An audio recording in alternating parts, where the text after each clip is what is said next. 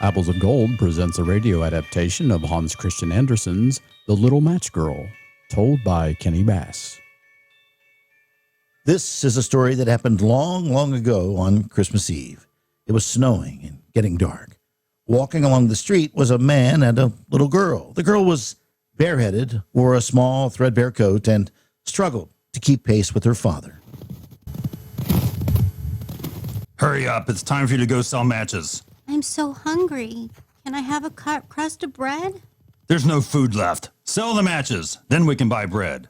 I have no shoes to wear in the snow. Here, wear your mother's slippers. The slippers were very large and hard to keep on. Thank you, Father. Here's the matches. Put them in your apron.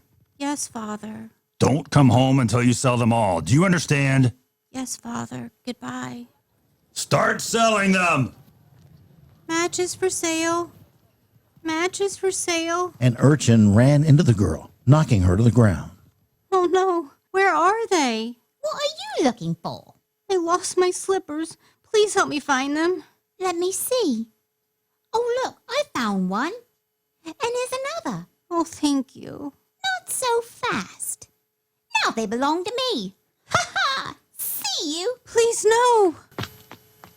So the little maiden walked on. Her tiny, cold feet were quite red and blue from the cold. The flakes of snow covered her long, fair hair. Matches? Would you like to buy some matches? I'm so glad we finished shopping. Thank you for buying me this bonnet. It's so pretty. You are the best sister anyone could have. Matches?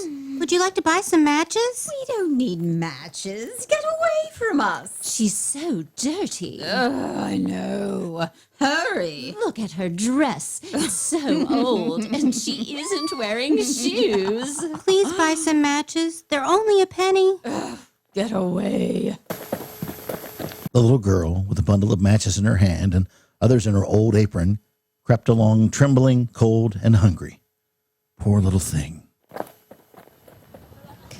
Ribbons! Ribbons in all colors. Beautiful ribbons. Matches? Matches? Buy some matches. Get away from me. Ribbons in all colors. Oranges! Delicious oranges! Oranges! Ma'am, would you like to buy some matches? Magical matches? When you light one, all your wishes come true. That's nonsense. Get away. But ma'am, please buy one. I don't want matches today. Go home. It's cold tonight. I can't, ma'am. My father told me not to come home until I sell them all. If I go home now, he'll be very angry. And when the father was angry, he hit the little girl. I'm sorry, I don't need matches. Oranges! Delicious oranges! Oranges! Oh, I'm so cold.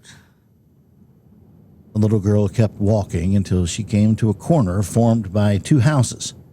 From the windows, the candles were gleaming and the air carried the aroma of roast goose. The little girl sat down, cowered together, and drew her little bare feet up close to her. She grew colder and colder. Oh, I wish I could cover myself with something.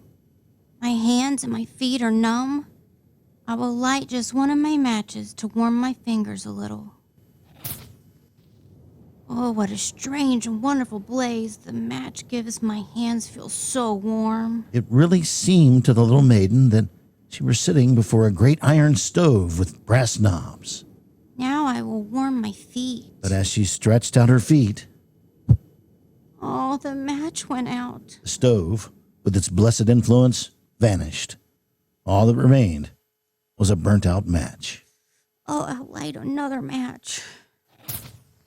The match burned brightly, and when the light fell on the wall, there the wall became transparent like a veil, so that she could see in the room. Oh, I see a table with snow-white tablecloth and splendid porcelain plates and glasses. And the roast goose is steaming with its stuffing of apples and dried plums. And I smell the goose. I can almost taste it all. And what was more amazing was that as the little girl watched, the goose hopped down from the dish, reeled about on the floor with knife and fork in its breast till it came up to the poor little girl. Then the match went out, and nothing remained except the thick, cold, damp wall left behind. Oh, the match has gone out. Now I can't see or smell the Christmas dinner, and I'm so cold. I'll light another one. Now there she was, sitting under a magnificent Christmas tree. Thousands of lights in the green branches, with gaily colored pictures, looked down upon her. Little maiden stretched out her hands toward them, but the match went out.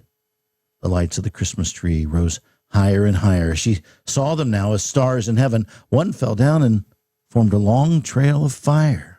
Someone is dying. Her old grandmother, the only person who had ever loved her, had told her once before she died that when a star falls, a soul ascends to heaven. I'll light yet another match. It was again light, and in the luster, there stood the old grandmother, bright, radiant, and mild, with an expression of love on her face. Oh, grandmother, take me with you. You'll go away when the match burns out. You'll vanish like the warm stove, the delicious roast goose, and the magnificent Christmas tree. Here, I'll rub the whole bundle of matches quickly against the wall. I want to keep you near me. The matches gave a brilliant light, brighter than the noonday. Never before had the grandmother been so beautiful and so tall. She took the little maiden on her arm, and both flew high into the brightness and joy, where there was neither cold, nor hunger, nor worry, nor pain. They were with God.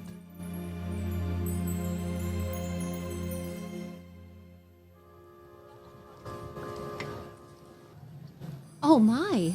Look, Poor child. all her matches have been burnt. She tried to keep herself warm with her matches. It's so sad. Yes, it was sad. At that cold hour of dawn sat the poor little girl with rosy cheeks and a smiling mouth, leaning against the wall, frozen to death. And no one had the slightest suspicion of what beautiful things she had seen. No one ever dreamed of the splendor and joys which, with her grandmother, she had entered into on that Christmas day so long ago.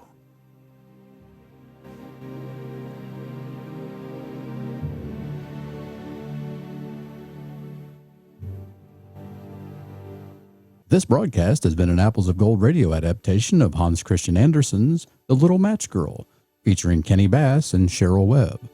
All other roles voiced by Elizabeth Carey Brown, Ken Guthrie, and Amanda Walton. Apples of Gold is directed by Danny Webb and produced by Rodney Pell. This is Rodney Pell speaking.